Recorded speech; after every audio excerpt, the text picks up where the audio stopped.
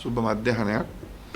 අද ඇත්තටම ප්‍රධාන කාරණා දෙකක් සම්බන්ධයෙන් කතා කරන ඒනොත් ප්‍රධානම කාරණේ තමයි සෞඛ්‍ය අමාත්‍යාංශය තුල අද වෙනකොටත් හිටපු සෞඛ්‍ය ඇමතිවරයාගේ හෙවණැලි කටයුතු කරමින් සිටීම. ඒකේ උච්චතම අවස්ථාවක් ලෙස අපි අද දකිනවා මාර්තු 9 වෙනිදා ගැසට් පත්‍රයක් නිකුත් වෙනවා රජයේ වෛද්‍යවරුන්ගේ සේවා ව්‍යවස්ථාව සංශෝධනය කරමින්. වෛද්‍යවරුන්ගේ සේවා ව්‍යවස්ථාව කියන්නේ වෛද්‍යවරුන්ව සේවාවට බඳව ගැනීම, ඒ බඳවා ගැනීම සඳහා තිබිය යුතු සුදුසුකම්, ඒ වගේම මේ වෛද්‍යවරුන් උසස් කිරීමේදී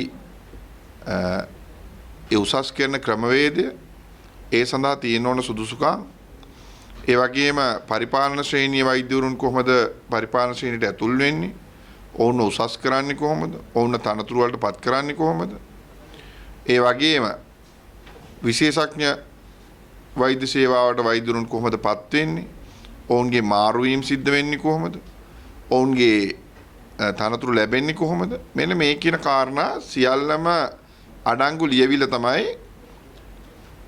වෛද්‍ය සේවා ව්‍යවස්ථාව කියන්නේ. එතකොට මේ වෛද්‍ය සේවා ව්‍යවස්ථාව තමයි මූලික ලියවිල්ල මේ වෛද්‍යවරුන් බඳවා ගැනීම, කියන්නේ වෛද්‍යවරුන් බඳවා ගන්නා වෛද්‍යවරුන්ගේ ප්‍රමිතිය සුරක්ෂිත කිරීම, වෛද්‍යවරු පරිපාලන ශ්‍රේණියට එන වෛද්‍යවරු නිශ්චිත වෛද්‍යවරු පරිපාලන ශ්‍රේණියට බඳවා ගැනීම, ඒ අයගෙන් ගුණාත්මක සේවයක් රටට ලබා දීම, මේ සියල්ල අඩංගු වෙච්ච ලියවිල්ල තමයි වෛද්‍ය සේවා ව්‍යවස්ථාව කියන්නේ. කොටිම කියනවා නම් සෞඛ්‍ය සේවයේ වෛද්‍යවරුන් සම්බන්ධයෙන් සියලුම කරුණු අඩංගු වෙලා තියෙනවා. ඔවුන් මොන වගේ වෛද්‍යවරුද වෙන්න ඕනේ, ඒ වෛද්‍යවරුන්ගේ වෙන්න ඕනේ සේවාව, මේ සියලුම කාරණා අන්තර්ගත ලියවිල්ල. ඒතර ඕනම පිළිගත් සමාජයක, මනත සදාචාර සම්පන්න සමාජයක ක්‍රමවේදය තමයි, අතිගරු ජනාධිපතිතුමාගේ සංකල්පය තමයි මේ යම් මූලික ලියවිල්ලක් වෙනස් කරද්දී ඒ සම්බන්ධයෙන් සියලුම පාර්ශ්වකරුවන්ට එහුම්කන් දීලා ඒ පාර්ශ්වකරුවන්ගේ යෝජනාද සැලකිල්ලට ගනිමින් රටේ සෞඛ්‍යයට වෙන්න පුළුවන් හෝ ඒ රටට වෙන්න පුළුවන් උපරිම ප්‍රයෝජන ගන්න පුළුවන් විදියට මේ ලියවිලි වෙනස් කිරීම. ඒ නිසා තමයි ඔබ දන්නවා රටේ ව්‍යවස්ථාව සම්බන්ධයෙන් මේ වෙනකොට ඉදිරියේදී ව්‍යවස්ථාවක් සංශෝධනය කිරීමේදී සියලුම කාරණාවලදී ඒ පාර්ශවකරුවන් අතර එකඟතාවයකින් තමයි මේක සිද්ධ කරන්නේ. කරන්න පුළුවන් ක්‍රම දෙකක් තියෙනවා. එකක් තමයි සදාචාර සම්පන්න නොවන රාජිත සේනාරත්න ක්‍රමවේදය. එහෙම නැත්නම් කිසි කෙනෙකුගේ සාකච්ඡාවක් නැතුව තමන්ගේ ගෙදර ඇතුලේ සාකච්ඡා කරලා ඇවිල්ලා තමන්ගේ ඇම්බැට්ටියෝ ටිකත් එක්ක හෙන්චයියෝ ටිකත් එක්ක කතා කරලා ඇවිල්ලා ඊට පසුව එවනත සෞඛ්‍ය අමාත්‍යාංශය තමන්ට හිතයිශී පිරිස්, එවනත සෞඛ්‍ය අමාත්‍යාංශය කල්ලි වලට බෙදලා ඒම තමන්ට ඕන කරන විදියට සංශෝධනයන් ගෙනෙන එක ක්‍රමයක්. එතකොට අනෙක් ක්‍රමවේදය තමයි සදාචාර සම්පන්න සාමාන්‍යයෙන් මිනිසුන් සාමාන්‍ය වෛද්‍යවරුන් හැසිරෙන විදියට ඒ අයට ගැළපෙන විදියට ඒ අයත් එක්ක කතා කරලා මේ රටේ ජනතාවට ගැළපෙන විදියට අවශ්‍ය කරන නිර්ණායකයන් සහිතව ඒ ව්‍යවස්ථාව සංශෝධනය කිරීම. එතකොට අපි දැක්ක රාජිත සේනාරත්න තමන්ගේ පෞද්ගලික න්‍යාය පත්‍රයන් සහ දේශපාලනික න්‍යාය පත්‍රයන් ක්‍රියාත්මක කිරීම සඳහා අවස්ථා කිහිපයකදී වෛද්‍ය සේවා ව්‍යවස්ථාව වෙනස් කරන්න උත්සාහ කරා. යම් අවස්ථා එකකදී හෝ දෙකකදී ඒ ව්‍යවස්ථාව සංශෝධනය කරා. ඒ අවස්ථාවලදී රජයේ වෛද්‍ය නායක සංගමයේ දැඩි විරෝධයේ මැද්දේ සමහර ඒවා අකුල ගත්තා, සමහර ඒවා භාගයට කරලා තිබුණා, සමහර ඒවා යන්තම් Tamanට අවශ්‍ය පරිදි කරගෙන තිබුණා. ඒතර මේ සියලුම අවස්ථාවලදී රජයේ වෛද්‍ය නායක සංගමයේ දරපු ස්ථාවරය තමයි මෙපමණ කලක් මේ වෛද්‍ය සේවය ඒ ගුණාත්මක භාවය රැකිලා තියෙන්නේ. වෛද්‍යවරුන්ගේ අවශ්‍ය කරන නිර්ණායකයන් සම්පූර්ණ වෙලා තියෙන මේ සේවා ව්‍යවස්ථාව. එතකොට මේ සේවා ව්‍යවස්ථාවේ රාජිත සේනාරත්න තමන්ට හිතයිශී අයට, එහෙම නැත්නම් තමන්ගේ හිතවතුන්ව වෛද්‍ය පරිපාලන ශ්‍රේණිය තුල රඳව ගන්න විවිධ උත්සාහයන් දැරුවා. ඒ වගේම විශේෂඥ වෛද්‍යවරුන්ගේ තනතුරු සම්බන්ධයෙන් එකඟතාවයන් වලින් තොරව ගිහිල්ලා සමහර දේවල් සම්මත කරගත්තා. ඒවා සමහර සංගම්වල උවමනාවල් වලට ඒ සංගම් වල හිටපු නිලධාරීන්ට තව ටික කාලයක් සේවය කරන්න වගේ හදලා දීපු සේවා ව්‍යවස්ථා සංශෝධනය. ඒවා රටේ සෞඛ්‍ය ගැන හිතලා. එවනත රටේ සෞඛ්‍යයට මේ මානව සම්පත කොහොමද පරිහරණය කරන්නේ? මේ මානව සම්පතේ උපරිම ප්‍රයෝජන ගන්න කොහොමද කියලා හිතලා කරපුවා නෙමෙයි. ඒ නිසා තමයි රජයේ වෛද්‍ය නායක සංගමය මේ වෙනකොට යෝජනා කරලා තියෙන්නේ සාමාන්‍ය වෛද්‍යවරුන්ගේ යම් ආකාරයක හිඟයක් රටේ පේන්න තියෙනවා නම් අවශ්‍යතාවයක් තියෙනවා නම් ප්‍රධාන රෝහල් වලින් පර්යන්ත රෝහල් වලට යෑමේ අපහසුාවක් තියෙනවා නම් ඒ අවශ්‍යතාවය ජනතාවට ලබා දෙන්න ඉන්ද වෛද්‍යවරුන්ව පහුගිය ටිකේ රාජසේනාරත්නගේ සයිටම් සටන නිසා වෛද්‍යවරු බිහිවීම ප්‍රමාද වෙලා තියෙනවා. ඔවුන්ගේ පශ්චාත් සීමාවාසික පත්වීම ලබා දීම ප්‍රමාද වෙලා තියෙනවා.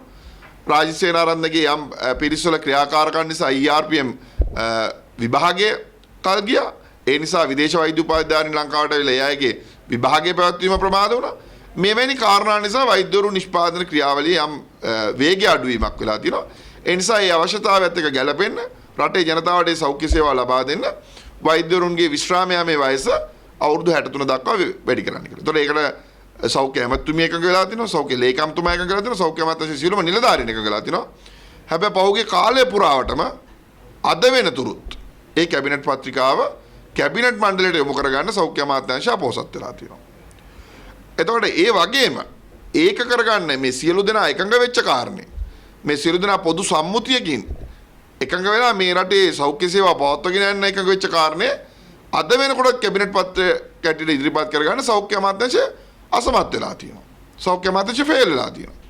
එහෙමනම් හැබැයි එහෙම තියෙද්දි මේ සෞඛ්‍ය අමාත්‍යාංශය එකඟ වෙච්ච කාරණය ක්‍රියාත්මක කරගන්න සෞඛ්‍ය අමාත්‍යාංශය අසමත් වෙද්දී සෞඛ්‍ය අමාත්‍යාංශය සමත් වෙලා තියෙනවා රාජිත සේනාරත්න යුගයේ ආරම්භ කරපු නිශ්චිත නතර කිරීමට එකඟ වෙච්ච මේ සෞඛ්‍ය අමාත්‍යාංශය නතර කරන්න එකඟ වෙච්ච මේ සෞඛ්‍ය ලේකම්තුමා නතර කරන්න එකඟ වෙච්ච මේ සෞඛ්‍ය අමාත්‍යාංශය නතර කරලා නිවැරදි ක්‍රමවේදයක මේ රටේ වෛද්‍ය සේවා ව්‍යවස්ථාව නිවැරදි කරන්න දරපු උත්සාහය එහෙම නැත්නම් වැරදි ක්‍රමයට මේක අරන් යන ක්‍රියාවලිය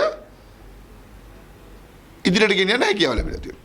ඒතර ඊටාම පැහැදිලි අද වෙනකොටත් සෞඛ්‍ය අමාත්‍යාංශයේ නිශ්චිත යම් නිලධාරීන් රාජිත සේනාරත්නගේ උවමනායපාක රාජිත සේනාරත්නගේ යුගයේදී මේ වෛද්‍ය සේවාව සම්බන්ධයෙන් ගත තීරණ අද වෙනකොටත් ක්‍රියාත්මක කරමින් ඉන්නවා කියලා.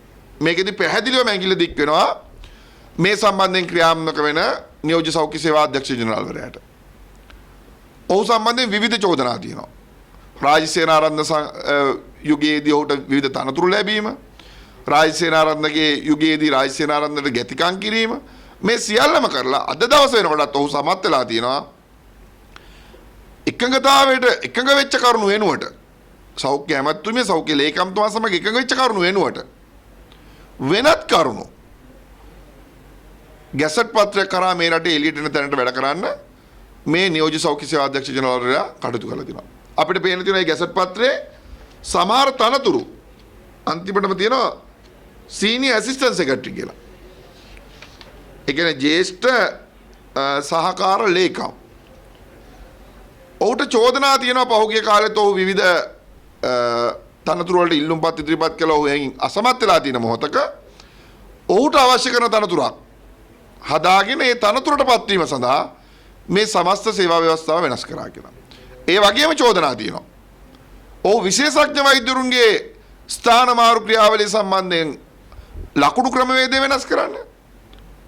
ඒ හරහා තමන්ගේ පවුලයට වාසි ගන්න, තමන්ගේ පෞද්ගලික න්‍යාය පත්‍ර ක්‍රියාත්මක කරන්න ඔහු කටයුතු කරමින් ඉන්නවා කියලා. එමනම් අපි අහනවා දැන් මේ සෞඛ්‍ය අමාත්‍යාංශය ක්‍රියාත්මක වෙන්නේ මේ රජයේ මේ සෞඛ්‍ය ඇමතිවරියගේ ක්‍රියාපිළිවෙතද? එවන්ද මේ රටට ගැලපෙන මේ රජයේ බලයටපත් වෙනකොට එකඟ වෙච්ච වැඩපිළිවෙලද? එවන්ද රාජිත සේනාරත්න යුගයේ ඊටාම දූෂිත විදියට ඊටාම සදාචාර විරෝධී විදියට අරගෙන ගිය වැඩපිළිවෙලද කියන එක. ඒ නිසා අපි තා පැහැදිලි කරගෙන සෞඛ්‍ය ඇමතුමියට වහාම මේ ගැසට් පත්‍රිකාව වහාම අවලංගු කිරීමට අවශ්‍ය කරන ක්‍රියාමාර්ග ගන්න කියලා. අපි මේ සම්බන්ධයෙන් අතිවරු ජනාධිපතිතුමාට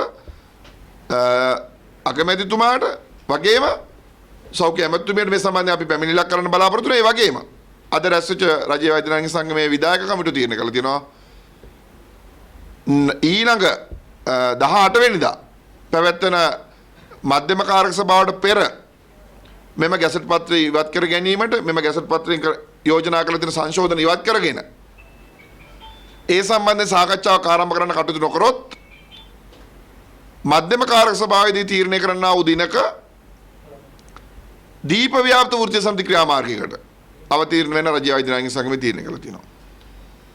අපි දන්නවා මේ රටේ කොරෝනා වසංගතයක් තියෙන වෙලාවක අපි අපේ වැටුප වෙනුවෙන් වෘත්තීය සමිති ක්‍රියාමාර්ග කරන්නේ අපේ ගැටලු තියෙද්දි අපි මේ රටක් වෙනුවෙන් මේ කොරෝනා මර්ධන වැඩපිළිවෙලට සහාය දෙමින් කටයුතු කරපු කණ්ඩායමක්.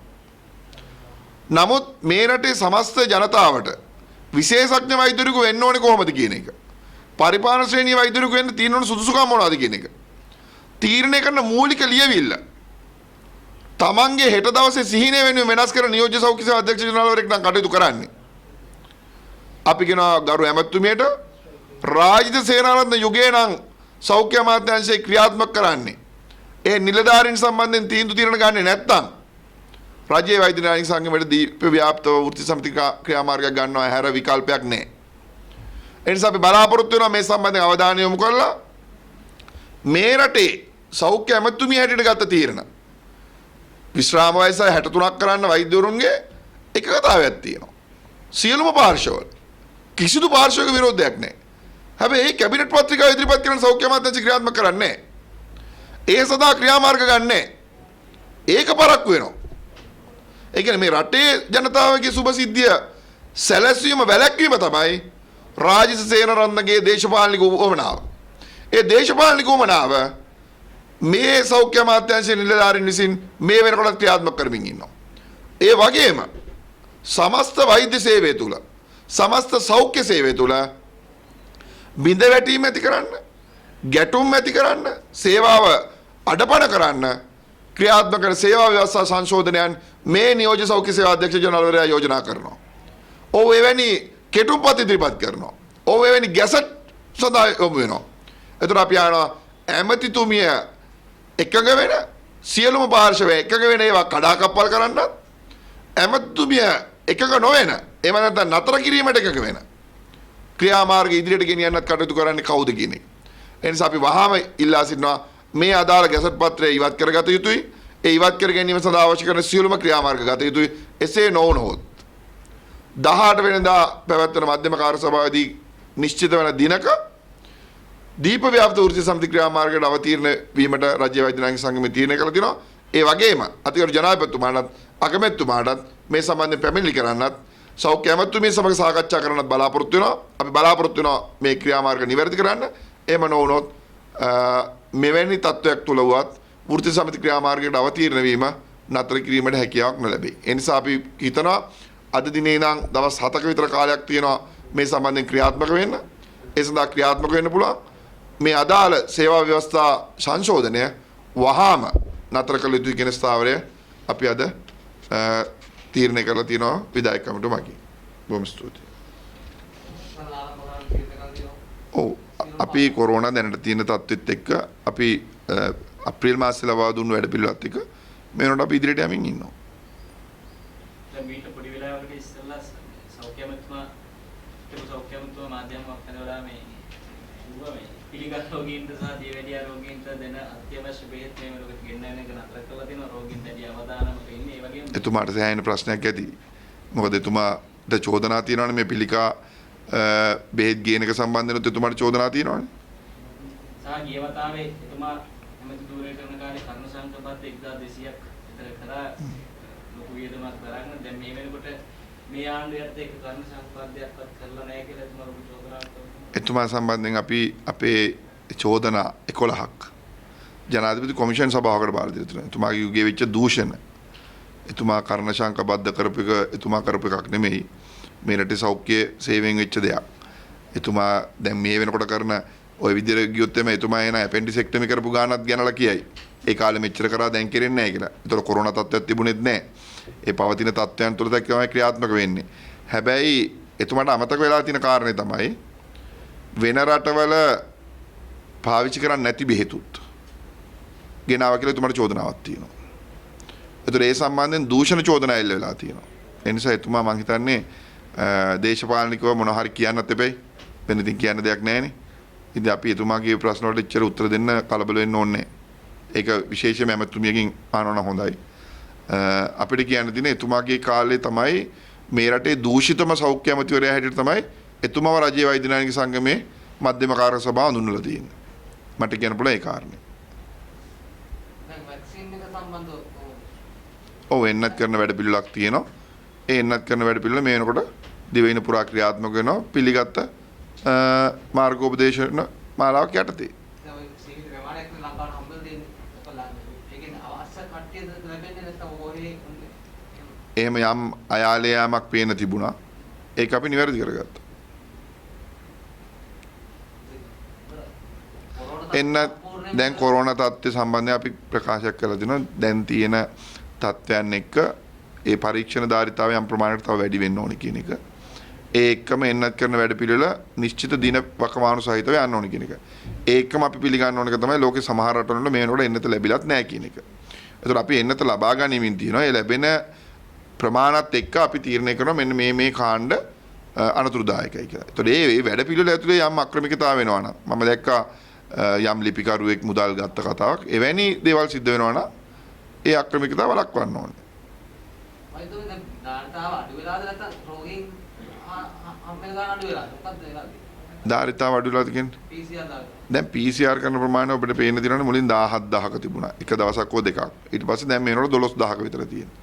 ඒතර PCR කරනවත් එක්කම අපි එන්නත් කරන වැඩ පිළිවෙලකුත් යනවා. ඒතර සෞඛ්‍ය සේවයේ තියෙන ධාරිතාවක් තියෙනවනේ. ඒතර ඒකේ අපි ඒකයි කිව්ව වසංගත රෝග විද්‍යාංශය ප්‍රකාශයක් කරන්න ඕනේ. මොකද වසංගත රෝග විද්‍යාංශය තමයි තීරණය කරන්නේ සැලැස්ම. ඒ කියන්නේ මෙන්න මේ ප්‍රමාණ වලින් PCR කරන්න ඕනේ කියලා. දැන් ඔපරේෂන් එකක් කරන වෛද්‍යවරයා තමයි තීරණය කරන්නේ. ඔපරේෂන් එක කරන්න කලින් කරන්න ඕනේ මොනවද? ඒ ඔපරේෂන් එක මැද්දේදීත් අර ප්‍රමාණයම කරනවද? ඒ කාරණේ. එතකොට වසංගත රෝග විද්‍යාංශය අපිට කලින් දැනුම් දීලා තිබුණු ප්‍රමාණය තමයි 15000. ඒතකොට අපි අද වෙනකොටත් ඉන්නේ 15000ක ප්‍රමාණයක් කරන්න ඕනේ කියන එක. ඒක තමයි ස්ථාවරය. එතකොට ඒකේම අඩුවක් පේන්න තියෙනවා. හැබැයි ඒකම බලන්න ඕනේ අපි එන්නත් කරන වැඩ පිළිවෙලත් මේ වැඩි කර ගන්න ඕනේ.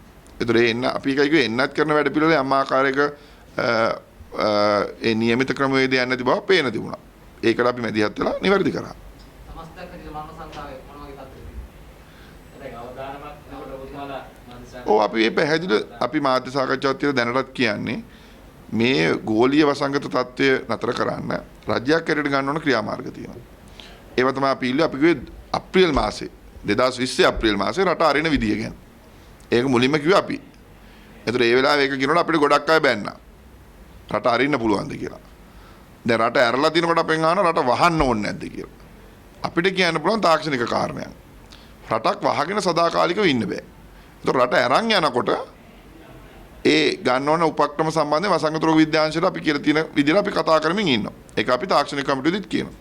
ඒතර පාසල් හැමදාම වහගෙන ඉන්න බෑ. අපි බලන්න ඕනේ දැන් පාසල් වහගෙන ඉන්නකොට පිරිසක් කියනවා මේ දරුවන්ට ඔන්ලයින් ට්‍රේනින් එක ගන්න බෑ කියලා. අරින්න හදනකොට කියනවා කොරෝනාෙන්ද අරින්න එපා කියලා. මේක කොයි මොහොතක හරි මේ අතර තුරිතතාවයකට එන්න ඕනේ. මේ රටේ ලෝකෙට ආපු පළවෙනි වසංගතය නෙමෙයි මේක. මීට කලින් ගෝලීය වසංගත තිබිලා තිනවා. ලෝකේ පැපොල රෝගය තිබිලා තිනවා. අපි දන්න පහු කාලේ නේනොත් පැපොල රෝගය අපේ ගෙදර හැදුනාම අපි ගෙදරක මොකද කරන්නේ? ගෙදර අයිසොලේෂන්. එතකොට මේ වෛරසය වෙනස් වෙනවා. වෛරසය පිළිබඳ තියෙන දැනුම වෙනස් වෙනවා. ඒ සම්බන්ධ තියෙන උපක්‍රම වෙනස් වෙනවා. ඒ උපක්‍රම වලට අනුකූලව අපි වෙනස් වෙන්න ඕනේ.